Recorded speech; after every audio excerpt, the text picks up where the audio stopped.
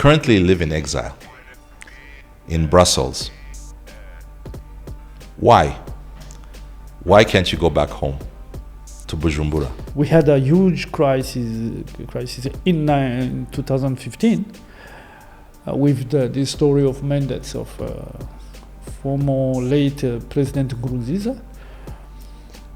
And for me, who was a photographer, journalist and activist, we were obliged to leave the country because we were a target for the government. And now we have 7 journalists who are condemned to life sentence. So I had to leave to save my life. How is it that the Burundi that people remember, which was this jewel of Central Africa, has been brought to its knees? Who brought it to its knees, and why is it that way? To know where the failure of Burundi comes from, or where these people come from, and how they found themselves in power, they are coming from the same DNA, as FDLR. Yeah, it's exactly. So they are killers. They're just a bunch of killers. You can call them killers or extremists or Hutu power or whatever you want. A few months ago, while addressing a crowd, he threatened. I don't know if it's threatened. I don't know if he was drunk. He said he talked in Chirundi, obviously, about passing through, a province called Chirundo and then attacking Rwanda. Should people take Ndayishimiye's remarks seriously? When he says that, or when he said that, he was believing that the plan was ready. He could attack and the others. That's how I see it.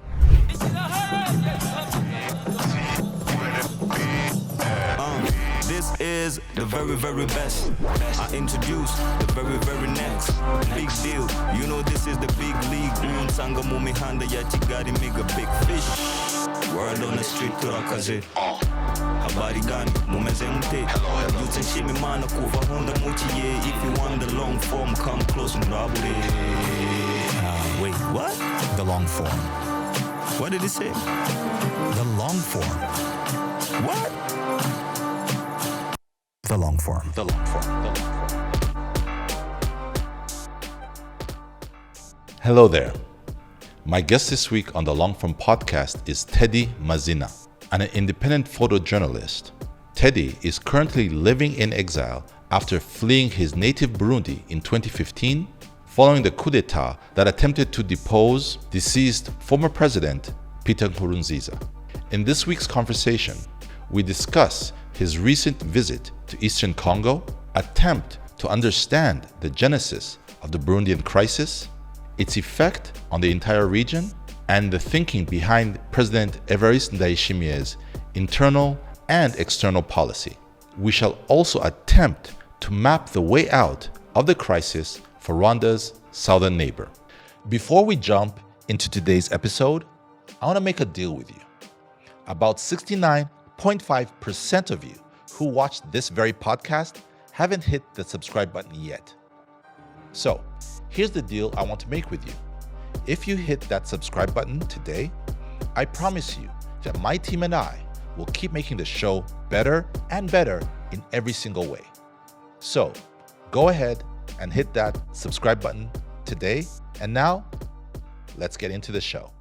Teddy, welcome to the Long Form podcast. Thank you. You've just come back from, when we spoke yesterday, you informed me that you had just come back from M23 controlled Eastern DRC. You've gone to places such as Rubaya, Goma, as well as Bunagana. It's been slightly 6 months after the fall of Goma, and you've been there a few times, before the fall, after the fall, and now you've gone there 200 days after the fall of Goma. Can you share with us your biggest takeaways from your very latest visit?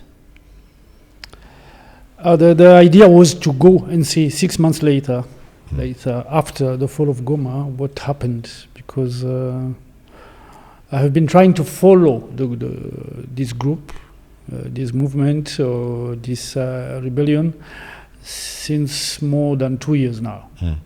Following them from Bunagana, Rutshuru, Chengerero, Masisi, Nhuro, all over, trying to understand what was going on, why these people took guns and were fighting. So 6 months later, after the fall of Goma, it was important to go to see how it looks, if politically, if socially, if stability or security have come back, and that was the goal. And because what they call the liberated zone became a kind of, in French I call it état de fait, but état de fait means state of facts. Or, state of facts. Yeah, which is a state. And on the other side, it's everybody has to accept, and the new developments in the peace talks have shown that they became a party of the talks. They used to be called terrorists, they used to be called foreigners, they used to be called enemies, killers, even if some people are still saying they used to be the called enemy, Rwandans. And what was important for me was to go and try to see, because I'm following them with my photo camera, to try to capture the story which is going on, which is very important for the region and for the world, because now, as you can see, the whole world is talking about them. This story ends up in the White House in the US. And when we started, nobody wanted to go to see them. There was a kind of boycott of the international press. And I have some friends from many media that didn't want to go. Why? There was a boycott organized. By who? That's the main question. That's the main question. Some people refused. You give them numbers, phone numbers, and say, go and meet these people, and then you give us the stories of the two sides. Me, I was working on the colonial archives photography in Brussels. I had an exhibition actually in the Tervuren Museum, but I decided to stop my research over there and to go and see, because this conflict was affecting the countries, the people, the diaspora, and dividing even the diaspora, the black diaspora in Europe. I had Congolese, I have Congolese friends, I have Rwandese friends, I have people from all over, but the accusation was becoming, the accusation of crimes, of invasion, of aggression, of mining, the concept of the pillage. The pillage, the Tutsi foreigner invader, pilleur of mines. The coltan became even in front of me. I saw kids demonstrating in front of a shop of Apple in Brussels. Kids, the Muzungu kids. Yeah. But why they don't have it? I saw them myself. So the conflict was going beyond the region. Beyond the region. The region, and you could be insulted even in the public transport because you look like someone who comes from Rwanda, or you have a Tutsi face. Because you have a Tutsi face, or because they would tell you, you children of Kagame, you are all killers and etc. So when it affects you, me, maybe at my age, it doesn't affect me, but when it goes to your own kids and they call you and say, Papa, what is exactly going on?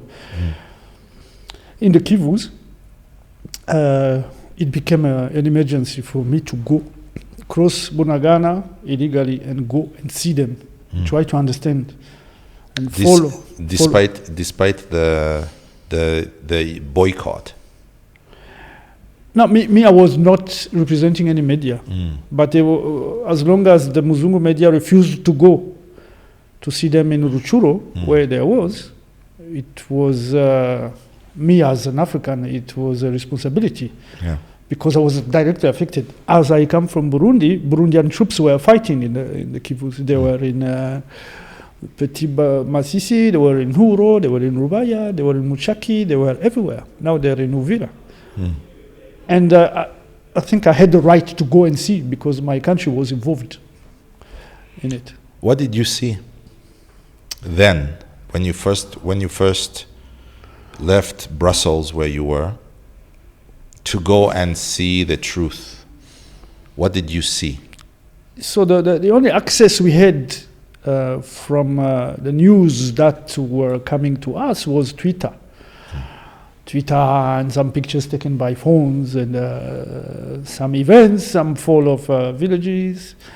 But the first feeling I had when I was in Bunagana, now it's 2 years ago, I felt that I was in Twitter, inside my own computer or my telephone. Because you see people that you know, because you've been following the news and trying to know. You see people that you know, Afande X or Afande Y. So you see people that you know, someone who was in this town or another, people you've been living with. So living with on your telephone when you're trying to follow the news or the tweets or trying to understand the fake news, what is fake, what is not. And what was impressing is the organization and the seriousness the young boys who are on the field have. How everybody is clean. This was amazing because. What do you mean clean? I mean, they wash their clothes during the night and they wake up clean. Yeah. Even if you go to the field with them and come back, you are more dirty than they are because they try to look. They have a kind of discipline of cleanliness and being. And they don't speak. They would speak to you if you spend 2 days with some boys, but they would not speak to you. So you could speak to the chief, to the person in charge of the place. He would talk to you, but they are not the kind of going in and out and speaking loud, or talking to, or insulting people, or giving orders. They are very calm. Before we continue, if you live in Kigali, what do you do to stay strong and healthy? Do you want to get fit without breaking the bank? If you are like me and the answer is a resounding yes, join Waka Fitness, Kigali's top fitness hub with expert-led workouts in a state-of-the-art facility, high-end equipment, and an unbeatable community vibe. And here's the best part. As a listener of this podcast, you get 20% off your membership. The thing is, this deal ends in August. So just hit the link in the description, waka.fitbase.rw/thelongform, or scan the QR code on your screen. Join Waka today. Get strong, feel good, and live life abundantly. When 2 years ago, when your initial thoughts on the troops, right? So you saw them, they were clean, they looked disciplined, there seemed to be a chain of command. Did you think at the time that 2 years after, in just maybe 700 or plus days, they would have left Bunagana and taken up that whole area, which is literally maybe 2 or 3 times the size of Rwanda? Did you think that they had that kind of ambition, that kind of ability? Were you surprised, in other words, were you surprised to see just how far they've gone since you first met with them? As I told you yesterday, I think told you it was in French, but they didn't know it was impossible, so they've done it. For some areas, they're very well organized. So I'm not a military man, but Goma was impossible. It was impossible. Yeah. If you do hypotheses as a civilian, that I am. Goma was impossible. You had guns to fight. One of the officers told me the guns that we have caught in Goma we can conquer all the Central Africa because there was Kinshasa brought a lot of material there. SADC brought a lot of material on the ground. You had 9 entities in Goma. So, and you had human shield. You had them in Mugunga, and the camp next to Mugunga, and in you mean the internally displaced people? Yeah, Kanyaruchinya. You had people like blocking, past Sake, and you had a human shield, which was supposed to be the humanitarian crisis, which was announced. Because the UN, the MONUSCO announced humanitarian crisis, which never happened. People went back home. I am coming from Sake. I went to see Sake is now. People went back and they live. The markets are open. Everything is going. Security came back, and you don't even see a military presence permanent. You can see 1 or 2. Are people building again? What happened actually when you pass Sake, you go towards Masisi. People took these small tents that were called blende. You remember what they call blende? And for people who had their houses broken when there was a land wars, because in the areas where the M23 were, like in Uchuro, people were living there. Okay. They never open even a boutique when it's closed. The M23 doesn't open it, and I'm not doing the propaganda. It's things I've experienced. You ask why is this house closed? Because people left, they closed it. So if you conquer the place, we don't open. People went with the small tents. They rebuilt them in their villages, and they started to farm because the region from all the volcano region is very fertile. You have bananas, you have beans, you have maize, you have a lot. There's a lot of food. Plus, the Masisi, where you have a lot of cows. Some remain there. They were not all killed or eaten. You have a lot of milk. So people don't have to live in. Displaced camps where they made me think of what happened in Rwanda in 94. 94, when the government lost, the genocidal government lost the war, they took all the population with them. And they used them like a shield. Like a shield as well. And what was happening in Goma, with Kanyaruchinya, Mugunga, and next to Mugunga, Lac Vert, etc., was exactly the same scenario. So, what is life like now?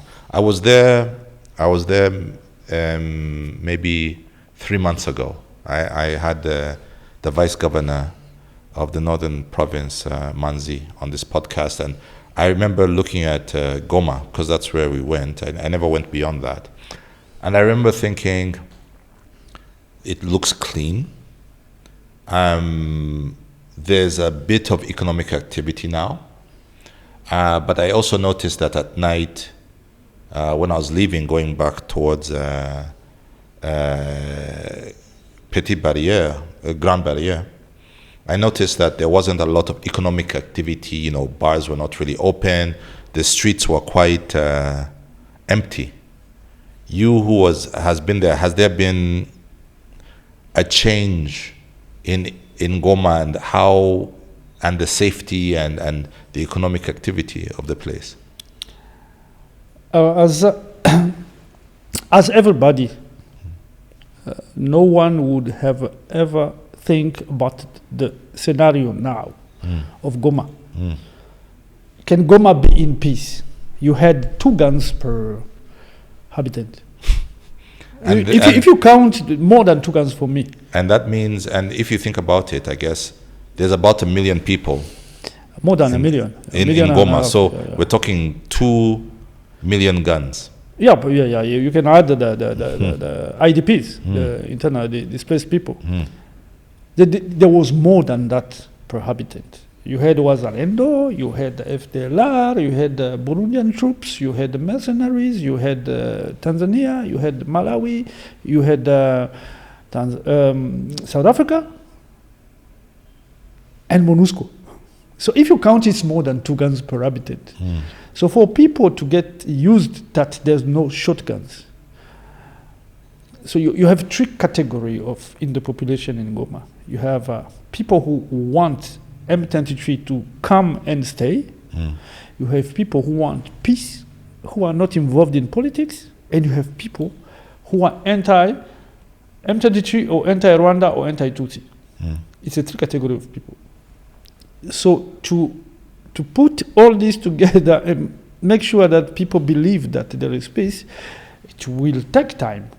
But for the moment, bars are open, people go to the beach, people go to eat brochette, people dance during the night. So I think motorcycles will be allowed to circulate 24 hours per day. But you had a lot of violence because there was alendo or guns.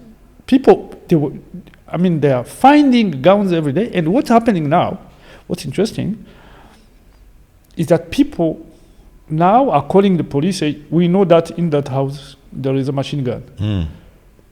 Because the guy was parading with it before you guys come. So people are the trust is coming. So they call what I call the police, the M23, the state of fact. So now people throw guns in the street during the night. So they are not accused of having the guns. So they are collecting. I assisted with the mayor of Goma going to collecting guns in the streets. So it's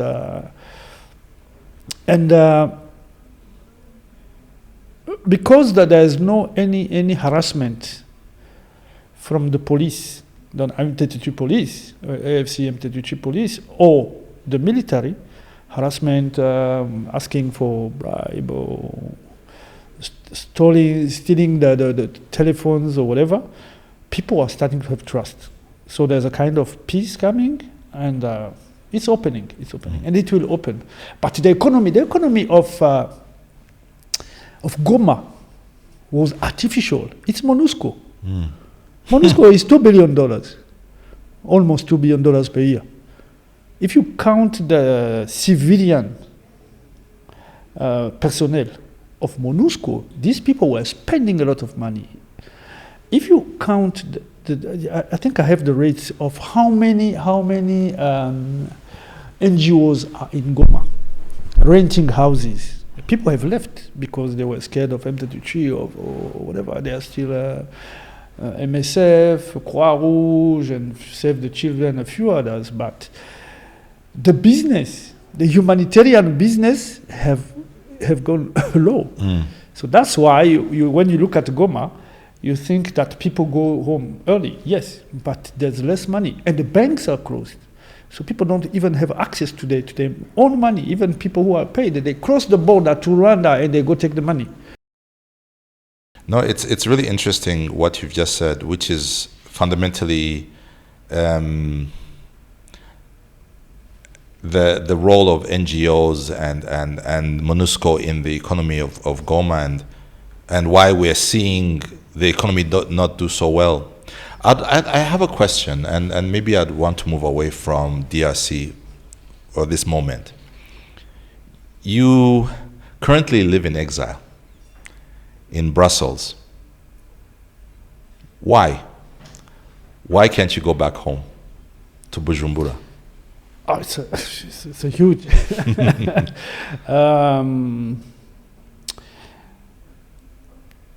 I left Burundi in 2016 for the second time in my life. The first time was in '95 when I came back. We had a kind of new era after the Arusha agreement between the former opposition, which is now the government, and we had a kind of hope that the peace agreement would work. For Burundi, have a kind of this a European model of democracy vote. And we ended up in new crisis. So we had a huge crisis in 2015 with this story of mandates of former late President Nkurunziza. And for me, who was a photographer, journalist, and activist, we were obliged to leave the country because we were a target for the government. We were a target for the new form of governance which was coming. And now we have 7 journalists who are condemned to life sentence, perpétuité, as we say in French. 7, and nobody talks about it. Journalists, they burned many radio stations, and so I had to leave to save my life. Yeah. I didn't run, but I left. You know, I watched the failed coup d'etat, the one in 2015. I watched it almost unfold on Twitter. You know, it was almost like a movie. You know, you're seeing things. Okay, there's soldiers here. This, and I remember watching this and saying, okay, this is it's a newsworthy event. It's a historical event that we're watching unfold. Obviously, things happened, and it failed. You were actually there when it happened, and you personally knew the players, right, on both sides, I'm sure. The ones who wanted to do the coup, the ones who were successfully able to stop the coup. You who were there, you know, as a journalist, as an observer, as someone who knew the players, what actually happened? 2, why did it happen? Why did the coup fail? And more importantly for me, what lessons did you take from its failure? What a huge question. Yeah.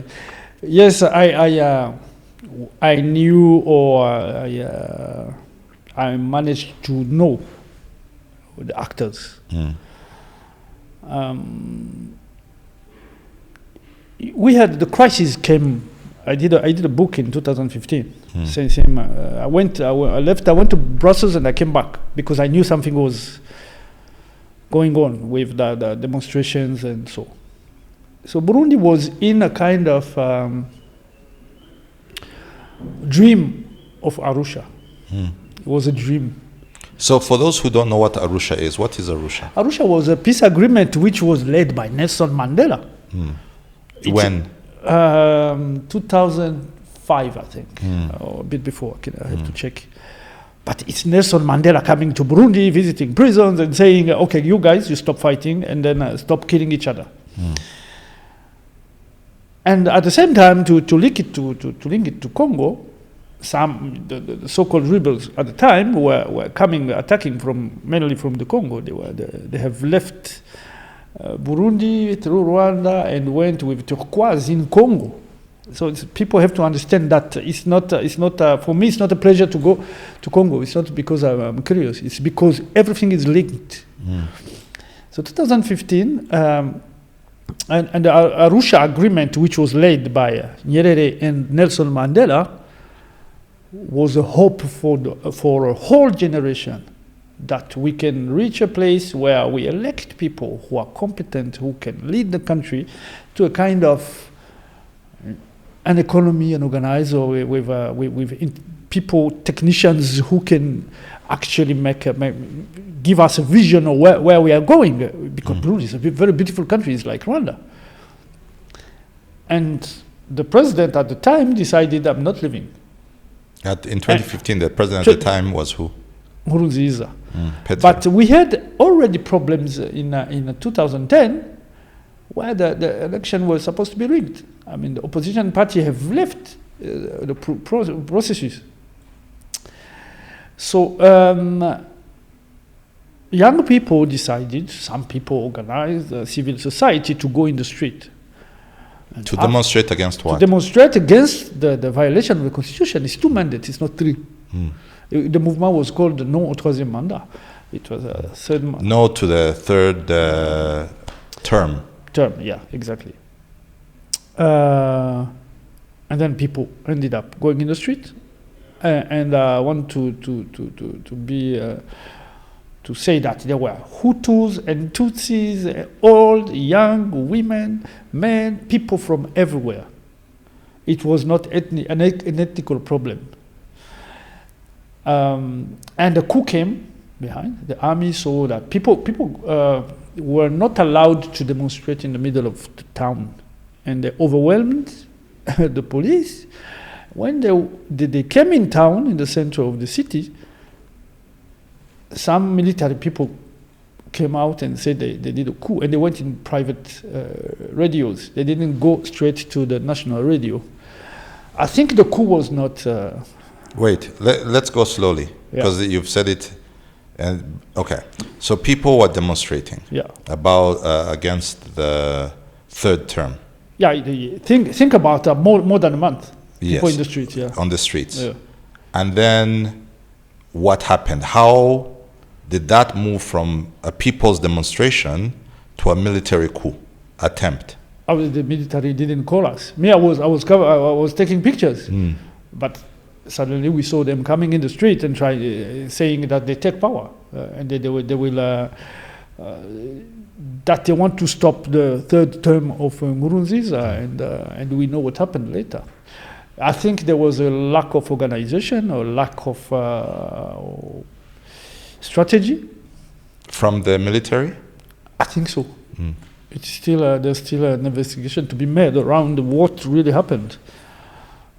But whatever you try now would make some people in danger who can tell you exactly what happened. So because the Nkurunziza, the next day they burned radios, so they came back, and then these guys who did the coup had to flee the country. For some of them, some were arrested, some died in prison now, and a lot of people were arrested after there was a repression, which is still unacceptable, which we have never been sought out, because we still have more than 6,000 people in jail because of the demonstration now. We have these journalists who are still condemned for what they have never done, because if someone say, I take the power, you put him on radio, it's news. You put him on Twitter, you don't have to be sued for that. They were not collaborating. If military come to your radio and say we want to talk, you do what you have to do. So you were able to. I know you've been able, obviously, to talk to some of the leaders of the coup. When you talk to them, what was their plan? I still have the same question. You don't, but you ask them, don't you? Yeah, but I don't have no answer. They don't give you an I answer? don't know. The plan was to in French I would say rétablir l'ordre constitutionnel. To re-establish constitutional order. To stop the third term. I think it was the main plan. But I don't know. Why did it fail? It was a lack of strategy, lack of organization, lack of political. Burundi is different from Rwanda by its own story. The army that we have in Burundi is a colonial. We was inherited from Belgium. The Belgian colony was the one to form the first Burundian army, like the modern army that we have today. And people behave like what ideologically or the privilege they had from that time. To compare it, if you allow me, with Rwanda or Uganda, for example, they are a revolutionary army. They are there to protect the people. The armies, they are there to protect either their own interest or the president or the government, not the people. So they are there for repression. So when you ask people who are there for repression, who are coming from the Belgian culture, to become revolutionaries in about 1 month, it's impossible. That's my So- analysis here. So why did it fail? Exactly for what I just told you. You need to be revolutionary to have a project, not relying on this European constitution. You have to have a dream for your country and to accept to die for it. So some went in the front, some died, and some were scared because they have no motivation or no political enough.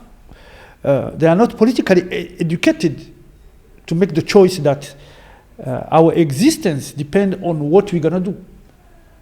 Now we're gonna save the people.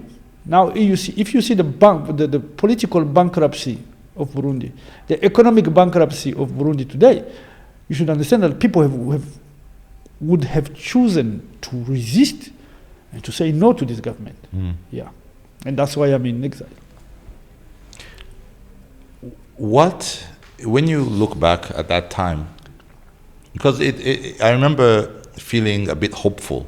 I remember I was saying, you know what, it's good, the people are standing up. Maybe they'll say no to this third term. Maybe there'll be a re-evaluation of the Arusha Accords and what, as you said, Nelson Mandela and Mwalimu Nyerere were trying to do, because I always thought that it was problematic. I'd never liked the idea of ethnic quotas as a policy. So I was very hopeful. Obviously it failed. I would like to ask you, what were your key takeaways from the failure of the coup? Not the coup as itself. I mean, it's the combination of what I'm telling you. It's that to tell us that we are going in what in French we call la démocratie ethno-numéraire. An ethno-numerical democracy. Yes. So Is the main failure. Because people would legitimate their own failures. Failures like what we have now in Burundi, because economically Burundi is dead today. But people can still say we are there because of our number, and we can kill a whole country. People can be hungry. People can not be allowed to travel, to cross the border to their neighbors in Rwanda, even if you have a family on the other side. People can say, okay, we are going to help Tshisekedi in the Congo and kill people in Huru, kill people in Buiza, kill people everywhere, because we are what we are, because we are supposed to be the majority. And the failure was there. It was that in the Arusha agreement, they thought that it would be analyzed like it was in South Africa. It is okay, it's numbers, it's people, it's now you're going to have 40% of Hutus and 60% of Hutus in the army, and we're going to do it like this and like that. But it's not that. It's who is going to lead the country, what's the project, what's the vision, what's the healthcare, what's the schools, what's the army, We are there to build something which is Burundi. It's not to build something which is like a quota and... it's funny, I have a nice picture. For the Senate elections, you have two boxes in Burundi. Two boxes? Two boxes. One is on which they write Tutsi and the other one they write Hutu. So there's a box for Tutsis and a box for Hutus. What do you mean? I mean, for the Senate election, there's a quota, And when you go vote, there is a box for Tutsis and there is a box for Hutu. So if you vote for a Tutsi, you put there. If you vote for a Hutu, you put there. I can check and tell you later, but it's amazing. I took the picture in 2010. So it's absurd, totally absurd, because we never know who is what. You can become you're a Tutsi for someone, you're a Hutu for another one. I mean, we cannot stay in the Belgian criteria of classifying our people. as they did measuring our because even if you measure people, you're not sure that what you have taken is true. So it was to re-establish these colonial divisions which were set it up and which are still consequences of what is going on in the region, what is going on in Rwanda, and what is going on in the conflict with Belgium, because Belgium think that they can still tell Rwanda what they have to do. You know, we're talking about, I'd like to share with you some statistics. You know, when I was preparing for this conversation, I wanted to look at some numbers. You know, sometimes we talk about things, but numbers also help tell a story. So, in 2024, the World Bank reported that Burundi's GDP per capita, so that's the amount of money each Burundi produces per year. And they said that in 2024, the GDP per capita of Burundi was $255.6 US dollars. Now, to put that in perspective, during the same period of time, Rwanda's was $999.7, give or take $1,000. So that's almost 4 times as much. Today, we are hearing of reports of fuel and sugar shortages, rampant inflation. I don't even know what I think you were telling me about the US dollar against the Burundian and the Burundian franc, and it seemed almost crazy. You see inflation. You're seeing. You read stories of corruption. And the thing that scares me the most, you read stories of a huge amount of brain drain when it comes to young people. The lifeblood of any economy, I believe, is its young people. And young Burundian men and women are leaving the country. You're finding them in Kigali, you're finding them in Kampala, you're finding them in Tanzania, you're finding them in Kenya.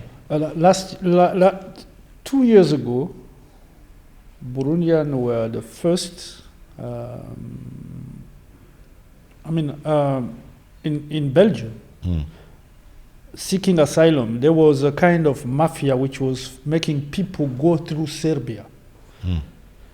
And people were walking from Serbia to Western Europe. Burundians. And Burundians were the first, I don't know how to say it in English, but... that's human trafficking. Yeah. The number of Burundians were the first in seeking for asylum. I even applied, they were looking for translators. I even applied because I had a gap in my schedule. The Belgian government was paying a lot of money to go and translate because they were overwhelmed. So just to confirm what you're saying. It's terrible. And when you think about this situation, it's sad because the situation was not always that way.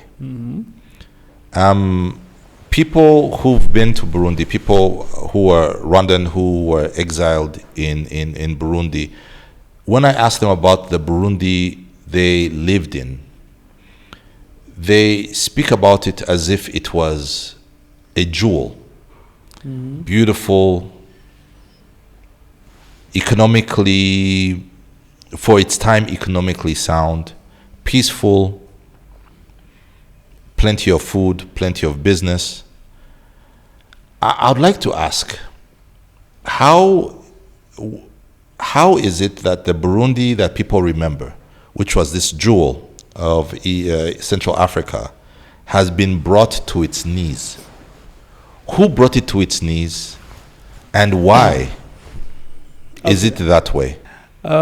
We need to go back to the Genesis. So I don't know if it's a Genesis or Genesis. Yes. Yeah. How Burundi is on its knees now. I think we have to understand where the government, the president, and the political party in power come from. The saying the FDD was created at the same time, in the same place, with the same money, with the FDLR. They were recruited. You have to remember that you had refugees in Rwanda before the genocide, 93. Burundian refugees Burundian refugees after the coup, the killing of Ndadaye. in 93. Yeah, after the massacres in Burundi, they came to Rwanda. Some people flee to Rwanda, and they took part in the Rwandan genocide. When the RPF took power in Rwanda, they flee to the Congo through Turquoise. So both Burundian and Rwandans. And Rwandans.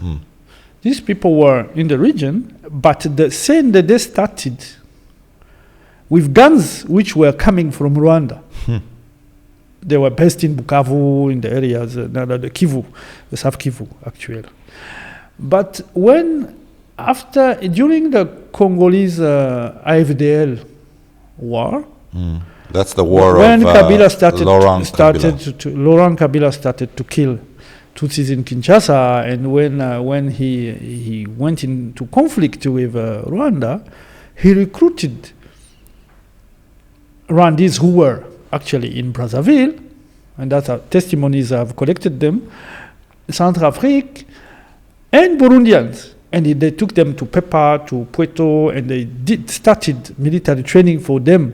So that during the Alir 1, which was there, and Alir 2, which was in North Kivu, and Burundian, which were CNDD, FDD. So for the people who don't know, because there's a lot of young people, Yeah. so this is about 1997.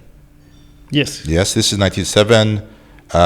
Obviously, Rwanda helped put Laurent Kabila in power. Yeah. The fall of Mobutu. It creates the fall of Mobutu in Zaire. A few months after Rwanda puts him in power, he doesn't want to be friends with Rwanda anymore. He sends James Kabarebe out of his country, asks the Rwandan soldiers to leave, and he wants to create almost like his own personal militia. Now he recruits, like it's what is going on now. Tshisekedi is doing exactly the same. Recruiting Recruiting FDLR. to fight on his behalf. Yeah. So that's what he at the time. that's what There was Alir 1, Alir 2 in North Kivu, and they created the CNDD-FDD, financing and arming. So for those who don't know Alir 1 and 2, Alir is the godfather or the forefather of FDLR. FDLR has had many names. Yeah, FDLR came when Munyeshaka and the others came to Lubumbashi and did this big meeting. Munyeshaka, who was arrested for the crimes of the FDLR. That's Ignace Munyeshaka, former FDLR president. Yes, they did the junction and they created the FDLR. But at the time, to come back to Burundi, there was the Arusha negotiations going on. And instead of staying in the Congo, they said that they went to Arusha and signed the agreement as well, because they were entering in Burundi, killing, and going back to Congo. You had the FNL as well. It's a bit complex. But to know where the failure of Burundi comes from, or where these people come from, and how they found themselves in power, they are coming from the same DNA, as FDLR. Yeah, exactly. So they are killers. They're just a bunch of killers. You can call them killers or extremists or Hutu power or whatever you want.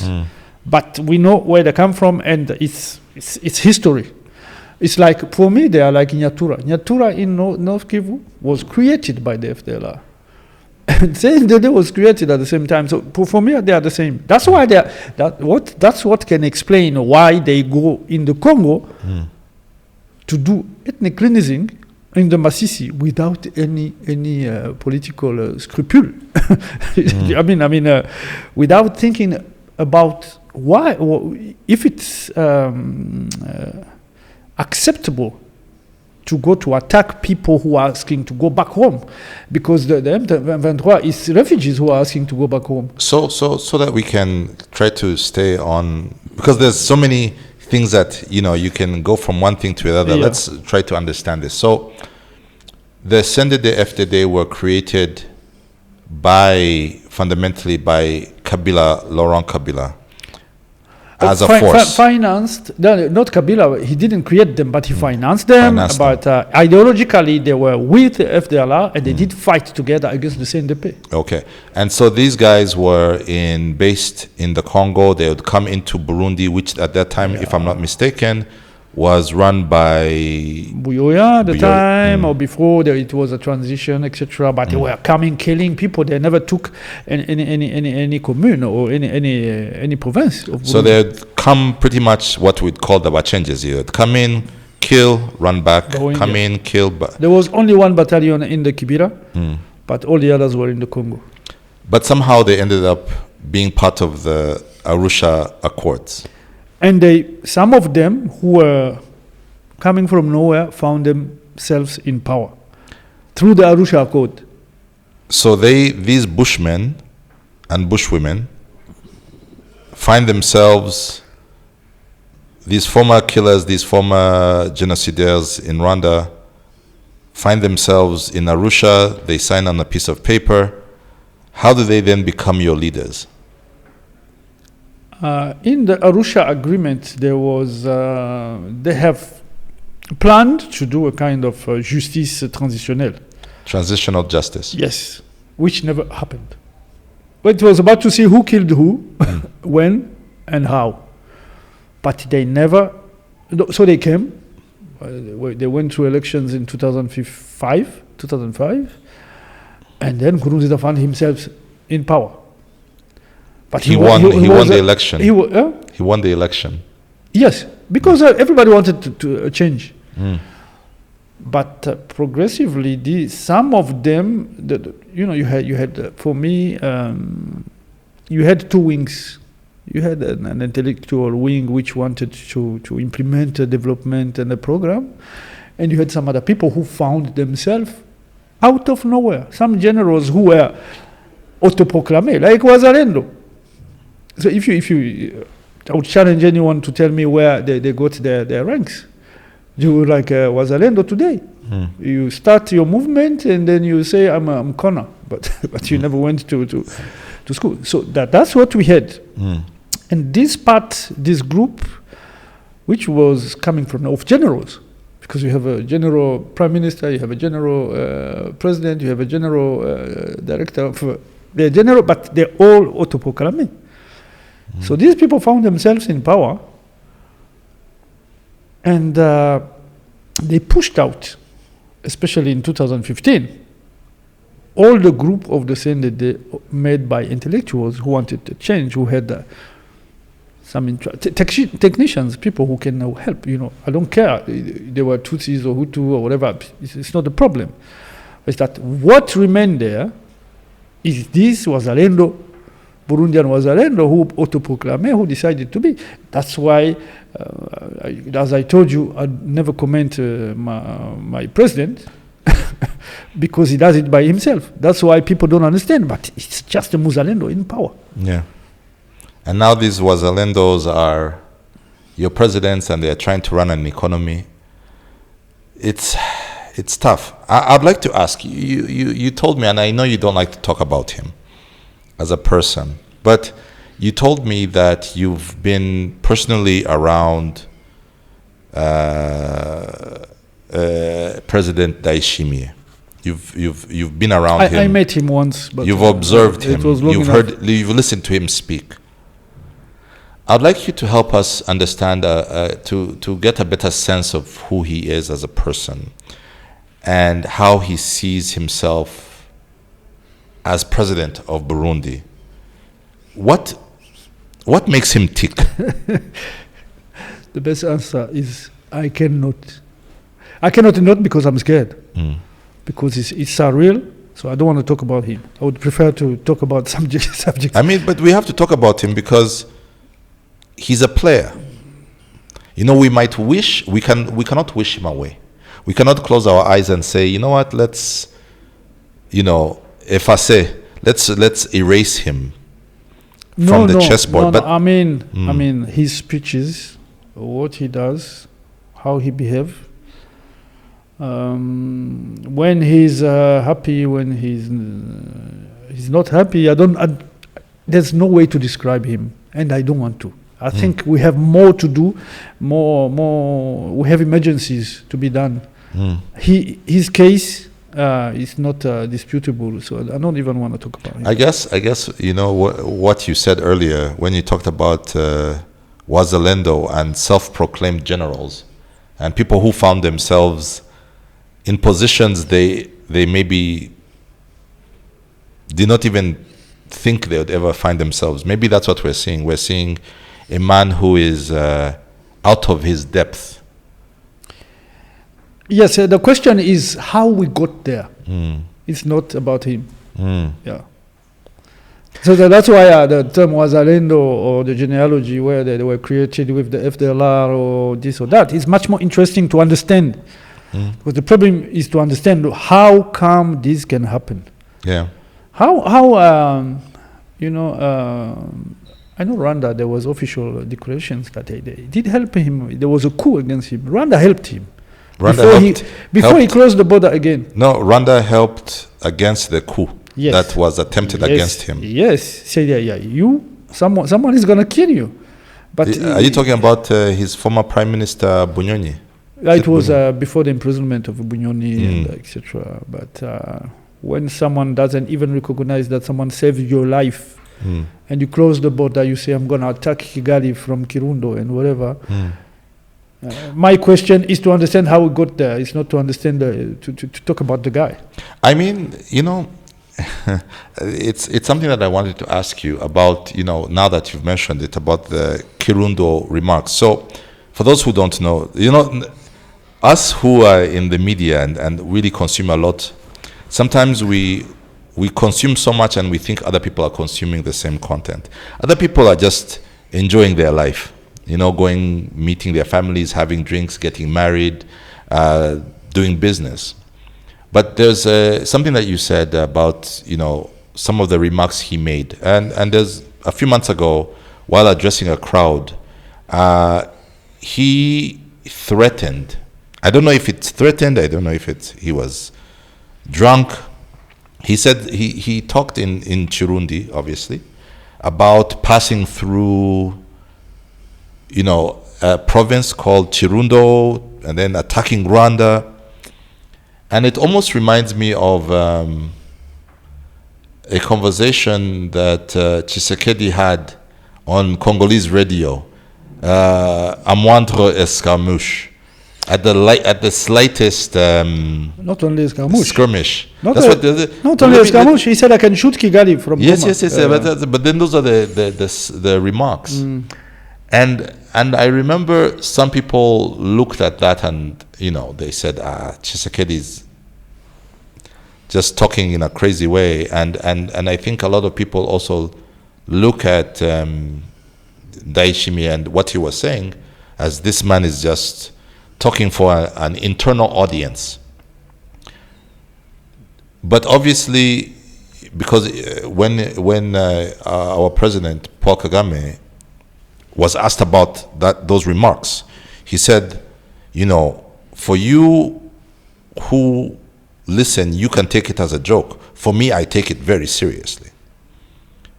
Now, should people take Ndayishimiye's remarks seriously?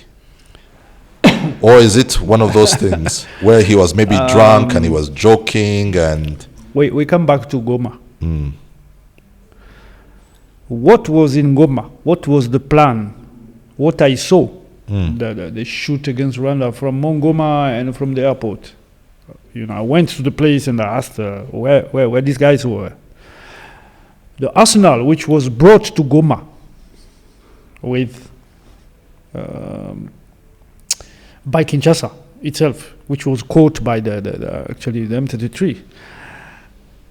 The Burundian troops were there. They were in the airport as well, at the border. You can throw a stone in Rwanda when you are in the airport.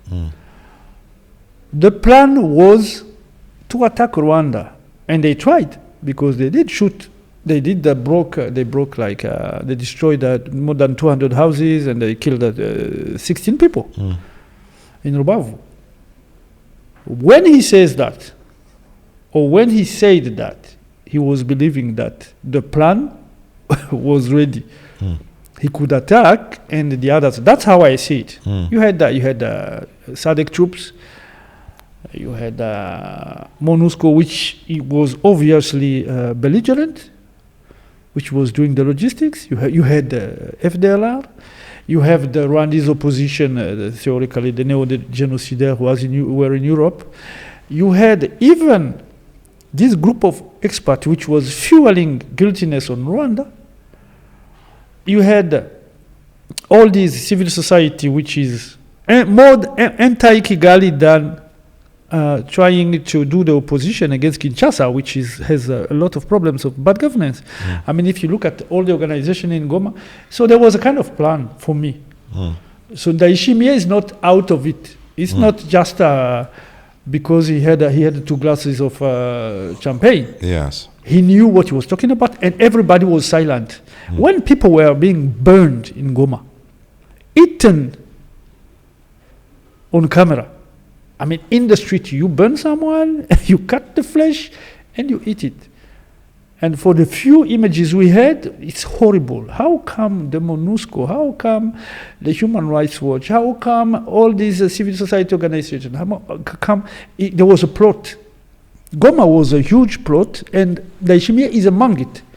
You don't have to consider him like someone out it. For him, Rwanda was surrounded, and it was easy to invade it. And the guns which were there, the amount of ammunition and of troops which were in Goma, if Rwanda was not prepared with its mesures de défense, with its defensive measures, Iron Dome or whatever,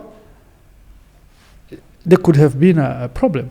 If Rwanda was not like it is, and I don't have any complex saying that, there would have been another genocide now. Because people ideologically, militarily, and in hate speech discourse, all the lights were red. It's interesting. Now, you say this, war and insecurity costs money. Now, you look at all the domestic issues that we talked about, right? So, electricity, fuel, jobs, agriculture. There's a lot of internal challenges that Ndayishimiye has to face, and he talks about them very often.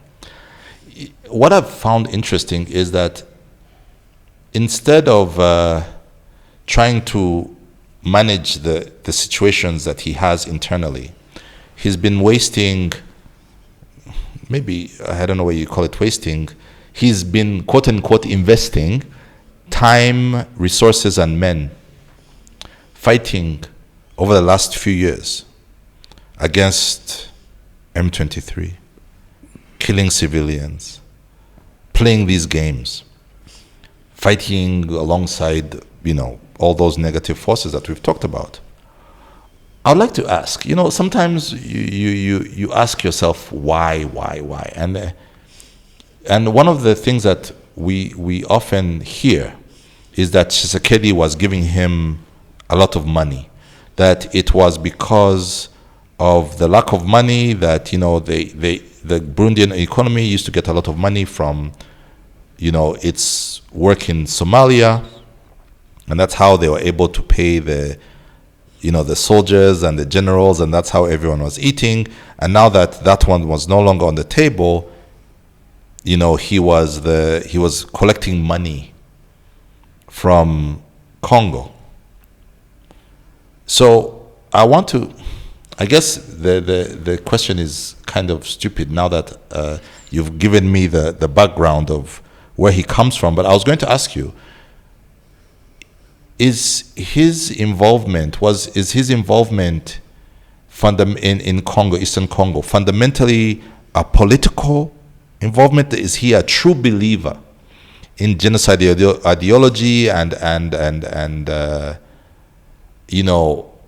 killing off these Tutsis, or was it a money grab? Was it because he's so greedy and is so poor, both materially as well as spiritually, that he was willing to sacrifice his men, he's willing to sacrifice his economy to get a bit of gold from Southern Kivu, to get access to Rubaya and its coltan, to get access to the free meat and beef in Minembwe. Is his involvement, I guess, geopolitically in this region because of his genocide ideology, or is it because of his greed? When you see where these people come from, I mean, we're talking about Burundi. I think the genocidal ideology sometimes makes people blind. There was a project of invading Rwanda. I can say it because if what I saw, the arsenal that I saw in Goma was not for the M23. They could have attacked them very easily, and people were waiting for a momentum.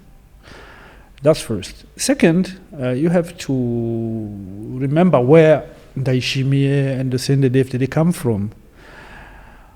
And as for many countries, even for Muzungus, some European governments, Rwanda is the mirror that we don't want to look at because it shows you what you are not. I mean, the achievement that Rwanda have managed to do. That's why Rwanda, sometimes people say, they have problems with many people, etc. No, it's because they're disciplined, they're organized, and people manage to not disappear and rebuild the country. I was listening to Patrick Muyaya in an interview he did 10 days ago. He was saying the peace agreement was about to kill Rwanda. He says it literally. It's about to kill Rwanda. Yeah, literally in French.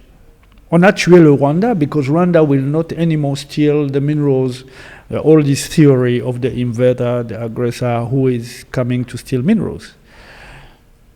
So Ndayishimiye became, for me, and I don't like to talk about him, but now you make me do that. I think there's blindness which was created by greed, maybe but by this souvenir of the defeat of '94, when Rwanda managed to survive and to rebuild itself after the genocide. There are still people who wants to finish the job, and me, I don't go far. I can say it. Some people, what we heard in even 2015, we were treated like foreigners. We became Rwandese. Suddenly, in Burundi? Yes. Or they were. Some people were tortured. They're telling them, "Call Kagame. We will come to save you. If you want someone to save you, call Kagame now. We got you." We had the FDLR in Bujumbura. This is not... Wait. You had the FDLR in Bujumbura? Yeah, there's testimonies which allows it. Some can be revealed later, but the testimonies that FDLR came to save the power of Nkurunziza. That's why, in a way, the coup failed. FDLR were there. Who brought them in? The contact never stopped. In Bujumbura, you have a lot of Rwandese, so-called FDLR civilian, who lives in Burundi since 2010. They have a lot of shops. Money from Congo was flowing in Burundi. And I say it as a journalist, someone who knows. There have been some researches which were proving that some guns were imported by the Burundian government to go to the Congo. This is not a secret. Yeah. And I can challenge anyone because the proofs, I have them. So you have all this. So Ndayishimiye is not a personage who is alone. It's a whole system. It's a whole group, and it was a project. And I have a friend who says that actually the FDLR is not working for the Congolese government. It's the Congolese government which is working for FDLR. So it was there was kind of a hold up of the mindset of the Tshisekedi government, and the Burundian government, and they are all working for the. If you look at even how many press releases they do, they don't need, because Muyaya speak for them. Well, he speaks for the FDLR. Yeah, since few years they have 1 or 2 press releases. They don't need to speak. But all the hate speech can come from Bitakwira, from Muyaya, they don't need anymore. When they say Rwandese, they say Tutsi. So it's the same goddamn speech. And when Ndayishimiye says, I will attack Rwanda, she's not speaking for him or for Burundian. You know, this is my last question for you. Because, you know, whenever I'm a Rwandan, right? So we've gone through the worst of times. And because we went through the worst of, we hit rock bottom, and then we started building on from there. And we're still building despite all our challenges. So because of that, because of seeing how our leadership, our people were able to build from even the depths of hell, very often when I see a bad situation, I look for the silver lining. I see maybe this is it's bad, but something good might be happening on the side. So let me ask you, maybe let's see if we can end this interview with some kind of positivity. When we talk about silver lining, and we look at Burundi of today, with these, as you said, these Wazalendo in power in Ntare House, what is the silver lining? Is there, what is the silver lining? What is the plan to turn things around? What are the moves that are being done by, journalists like you, the great Burundian thinkers, the Burundian people, because you cannot let your country just disappear. I don't think that you even have a right to let your country disappear without a fight. So, what is the plan to turn this around? Is it even possible? Can this current government, maybe there's a word in Kinyarwanda, kwiku itagashi, where you self-correct. Is this current government able to self-correct? Or does there need to be a revolution?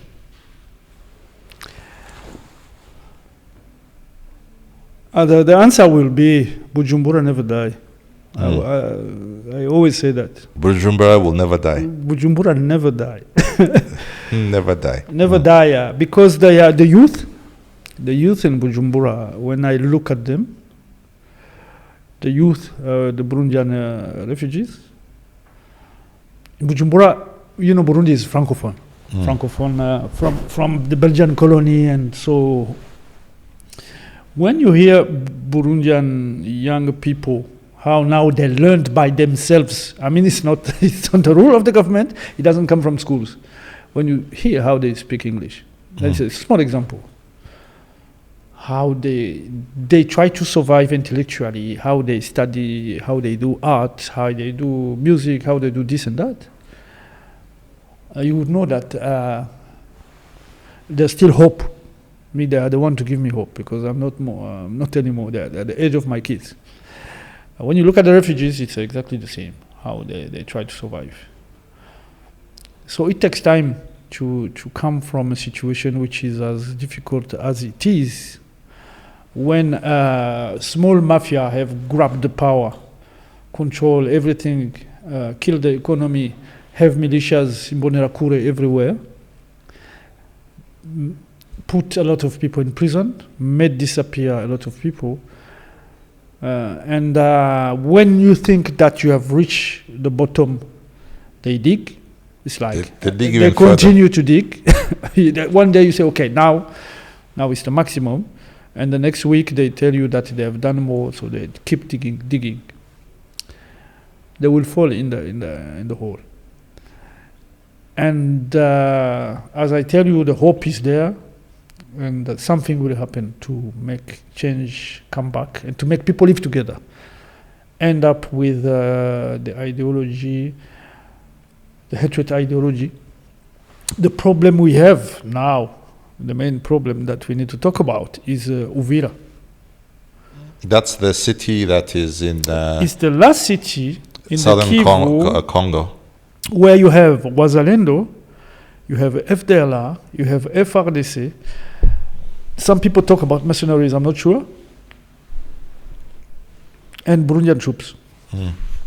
If we have a problem in Doha, These are the peace talks that are happening between M23 between and the M23 DRC government. and DRC and Rwanda, all this principe, I don't know what. All these people, I mean, Wazalendo, FDLR, Burundian troops, and FRDC will end up, if they M23 attack them, they will all run. And Uvira and Bujumbura is less than 5 kilometers. So it's like Goma and Rubavu almost. Almost, yeah. It's very few. You can walk. I used to walk From Uvira to Bujumbura from the border, and vice versa. the border to Bujumbura, Kavimvira. So the main danger for Burundi is that, because if those people will not be disarmed, we will have a scenario which is close to what happened in Goma in 1994. Yeah, When with maybe less troops, less machetes. But if you have all these people in Bujumbura, this will be a huge problem. So, for your question, if there's hope there is. There will be, Burundian will be ready one day to change their system and to change their lives and make it better. But what we have is an emergency. Everybody is silent. The UN is silent. The Human Rights Watch, all the so-called human rights. I used to believe in it. I don't anymore. Because what I've seen, people being killed, people being burned in the streets, and these people are silent, and they would come back saying, Rwanda, we did a photo of Rwandan troops during the night. This was not enough. And you're not sure if you see an M23 guy in the night and a Rwandese military or Burundian one, you won't make the difference. So the danger for Burundi is there. It's a humanitarian crisis, which is going on with the economic crisis, plus the danger of all these militias who are gonna bring guns, kill people with the rapes, with all these backstory we've seen that they were doing in Goma and in some other places. So that's a new one. You know, I had really thought that we'd end this conversation with some positivity. Now you've left me even asking myself further questions, because as you've said, if there's nowhere for these tens of thousands of troops to go, if the M23 comes down the hills and surrounds the city, of course they cannot go through. There are not enough boats to take them through Lake Tanganyika, so obviously they will retreat, and they'll be retreating into Burundian territory. And I can only imagine, and this is actually a very scary thought, and maybe this is something that I want people to think about, that these are going to be tens of thousands of people who are angry and looking for an excuse. And on the other side, there will be an unarmed civilians who, because of the way they look, might be called les Rwandais, because that's what we've kind of seen, the song Rwandais. And you might be right. There might be we've seen it happen before. To be pessimistic.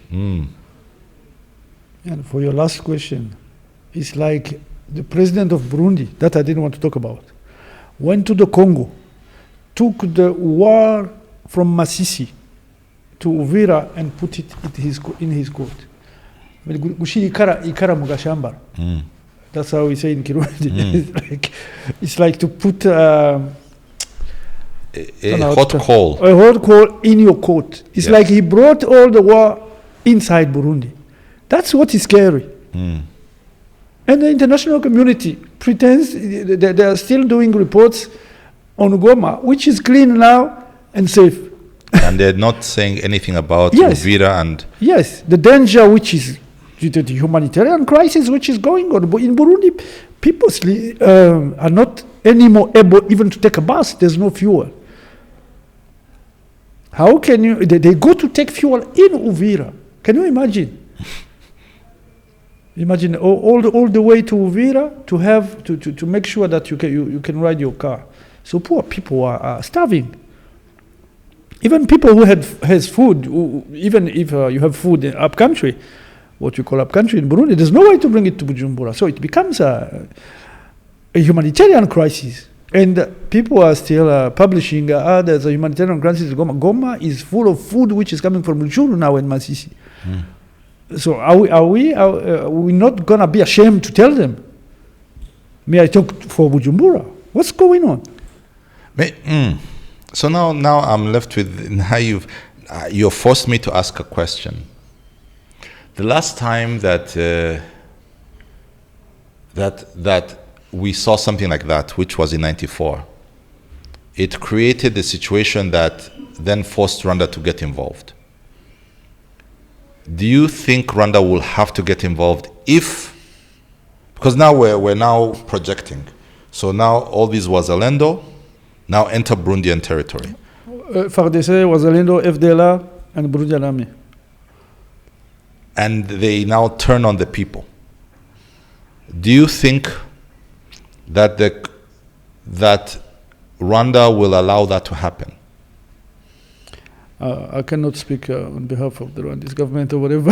Okay, how about this? Do you hope that Rwanda will not allow that to happen?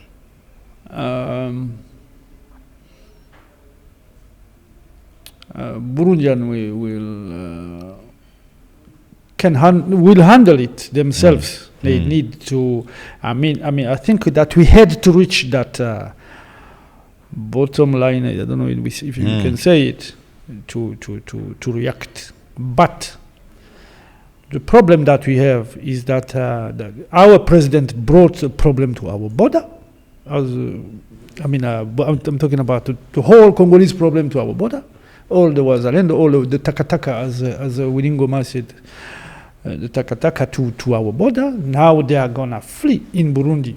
If there is any confrontation, I know it's gonna happen. So for Rwanda, it's about accepting if there's a genocide, if a genocide happens, everybody has the responsibility to interfere. Yeah, the right to protect. Yeah, the right to protect. But I cannot speculate on that. I mean, you don't have to. I think I'll be the one, and that's I guess our jobs as journalists to bring these conversations to bear and have these conversations. Teddy, thank you so much for this conversation. Thank you so much for helping us have a better understanding of what's happening and why. Apologies for making you talk about a man that you try to avoid talking about at all times. You've really taught me something, but again, you've left me with more questions than answers. And that's not your fault. It's the fault of the world we live in. Now I'm left asking myself, what happens if Doha fails? What happens if Uvira falls? What happens if Bujumbura falls? And I think that's the problem of living in our region. You know, we are left asking ourselves these questions. I think Doha will not fail. Doha will block, can maybe block sometimes, but it will not fail. And Bujumbura will never die. Bujumbura will never die. Yeah. Thank you so much, Mr. Teddy. Thank you. I hope you enjoyed yourself. Yes.